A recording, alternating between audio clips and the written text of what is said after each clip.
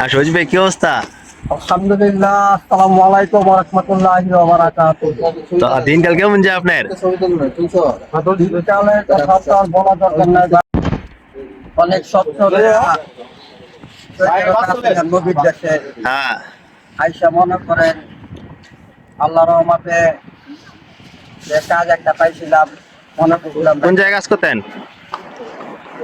কাজ করতাম হলো মক্কায়। মক্কায় কোনো হেরামে নি? হ্যাঁ, মক্কা হেরামে কাজ করতাম। তো হেরামে ভালোই কাজ করছি।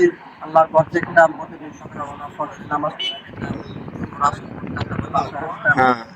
ভালোই দিনকাল গেছিল ভাই, সময়টা ভালো গেছিল। মাঝখান দিয়ে প্রায় আপনার 6-7 মাস বেতন পাইছি, তাও আবার স্টেক দিয়া। স্ট্রাইক দিছেন? হ্যাঁ, স্টেক ছাড়া কোনো বেতন নেই। আল্লাহর কাবার ঘরে যে কাজ করছি, কাবার ঘরের থেকেও মনে করেন সৌদি আরবের মানুষ মাইরা দেয়। হ্যাঁ, মানুষ বাড়ানো তো এলো তিয়া মারা এখন যান আবার না। আপনি মনে করেন 1.5 বছর ধরে আসছি, আমার 1.5 বছর হয়েছে। 1.5 বছরের ভিতরে আমার কোনো আকামা নাই, কোনো ইন্স্যুরেন্স নাই, কোনো অফিসার নাই। অনেক কষ্ট। গত রমজানে আসছিলাম, গতবার রমজানের বড় হজের সময় আপনার রিয়াদে নিয়ে গেছিল, এখান থেকে মক্কা গেছিলাম। হ্যাঁ। তো এখন আমার নিয়ে আসছে, এখন আর দেওয়া যায় না। এখন আপনি কি কোম্পানি কি কয়? এখন কোম্পানি বলে যে নিয়ে যাবো না, প্রায় 3 মাস হয়ে গেছে গা। আমাদের খাবারের টাকাও দেয় না, প্রায় মনে করেন 8 মাস বেতন জমা দিচ্ছে। তো তাইলে আপনি হেরামে কাজ করে বেতন পান নাই? না না, হেরামে কাজের টাকা পাবো আপনার প্রায় 6 মাসের টাকা পাবো হেরামে। তো এখন এখানে বেতন এইটা অনুসারে আপনি নিয়েও যায় নাই। এই হলো জীবন ভাই। তা জীবনটা এখন আপনি কই আছেন? এই জায়গাটা কই? আমি বর্তমানে দাম্মাম আছি। দামামে সাগর পার ঘুরতে আসলেন, আপনার সাথে হঠাৎ দেখা আমার। দেখি আল্লাহ এখান থেকে কোনো পরিবর্তন করে কিনা, আর তা না হলে বাংলাদেশে চলে যাবো ভাই। একটা কথা কি, এখন যে আমাদের বাংলাদেশে যেন একটা রিস্কাও চালাই না, তাও শান্তি আছে। হ্যাঁ, রিক্সা চালালেও তো 1000 টাকা ইনকাম আছে। বাস, দেখা যায় অনেক সুন্দর, কিন্তু হ্যাঁ, এই যে দেখুন, এই যে সাগর টাগর সব আছে, সাগর পার, এই যে দেন কত সুন্দর, সবকিছু দেখা যাইতেছে। কিন্তু এই লোকে অবস্থা খারাপ, এই লোকের অবস্থা খুবই খারাপ। তো আপনারা যারা যারা নতুন আইতে চান, আসেন, সমস্যা নাই, না না, আইসা দেখে যান। আপনারা যদি আসেন তাহলে ইউরোপ কান্ট্রি যায়, কিন্তু এশিয়ার মতো কোনো দেশে যায় না।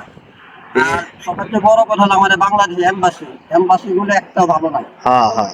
আপনাকে মধুর মতো কথা বলবো, এখন পর্যন্ত মনে করেন 1.5 বছর হয়ে গেছে, আমার এখন 1.5 লাখ টাকা ঋণ আছে। 1.5 লাখ টাকা ঋণ আছে এখন? বিয়ে শাদী করে আসছি, বউ আছে, বাল বাচ্চা আছে। নিজে তো খাওয়ানোর টাকা নাই, তাদেরকে আমি কিভাবে খাওয়াবো? হ্যাঁ, তাই আশা করি আপনারা সৌদি আরবে আসার আগে ভালোভাবে যাচাই কইরা তারপর আপনি ফ্রি ভিসা আসেন। আর কোম্পানি ভিসা, এখানে সৌদি আরবে কোনো কোম্পানি ভিসা নেই। হ্যাঁ, যাই আছে বিন লাদেন আছে, বিন লাদেন ওরা দেয়, ওরা সীমিত পরিসরে দেয়। যদি অরিজিনাল বিল লাদেন যদি ইন্টারভিউ দিয়ে আসতে পারেন তাহলে ভালো।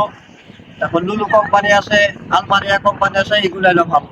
আর এছাড়া যত যা নাম বলবো সবই সাপ্লাই আসলে আপনার লাইফ শেষ ভাই। 5-6 লাখ টাকা বিদেশ না, আমি মনে করি বাংলাদেশে একটা ব্যবসা করে ফেললে ভালো, একটা রেস্টা চালাইলে ভালো, একটা ভ্যান গাড়ি লয়ে চালান তাও ভালো ভাই, তাও বিদেশে।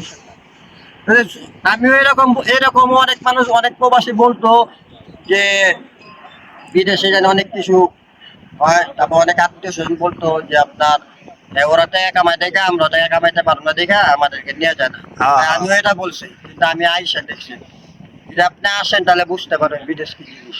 বিদেশ ভালো না ভাই।